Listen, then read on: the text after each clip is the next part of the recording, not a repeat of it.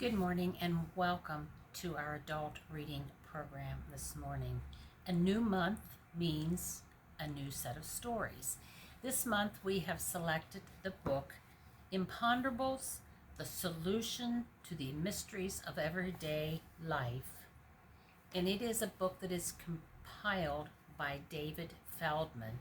And some time ago, we did take a few stories out of this book and used previously. Today, we're going to pick up some new stories and we'll be reading out of this for the upcoming month. Today's question that we need to ponder: why are typewriter keys in their current configuration? Those of you that use keyboards, have you ever thought about that? How come they're the way they are? If you're old enough to remember typing classes and you remember the consistent A, S, D, F, J, K, L semi, how and why did the keyboard become developed or laid out like it is? Let's take a look at that answer here today. The early developers of typewriters were obsessed with similarities between their keyboards and piano keyboards. Most typewriters, therefore, had 8 to 10 rows, since separate keys were needed for capital letters before the invention of the shift key. Most of the pioneer keyboards were arranged in strictly alphabetical order. Christopher Latham Sholes, the American inventor responsible for the first production typewriter in 1873, found that the alphabetical arrangement of keys led to jamming when the typewriter bars of fast typists were on the upstrike.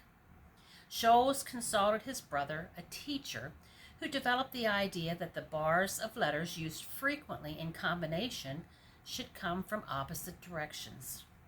The brothers Sholes created the QWERTY, QWERTY, keyboard we have today. The real purpose of this configuration was to avoid key jamming. At the time Sholes introduced the QWERTY keyboard, even the most proficient typist used 2 fingers. It was thought impossible to learn how to touch type, even though the letters were arranged in alphabetical order. Sholes, aware of consumer resistance toward new configurations of previously standardized products, sold his customers on the scientific arrangement of his new keyboard. Sholes claimed that the QWERTY keyboard required the least possible movement of the hands while typing.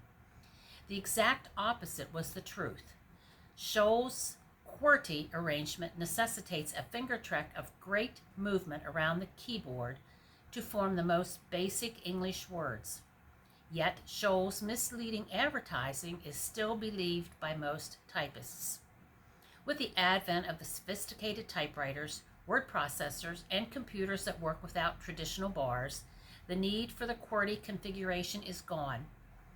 Many theorists have proposed more efficient letter arrangements, and the Dvorak keyboard has gained rabid adherence, but the question remains whether a century of QWERTY keyboard use can be overcome by such a mild force as logic.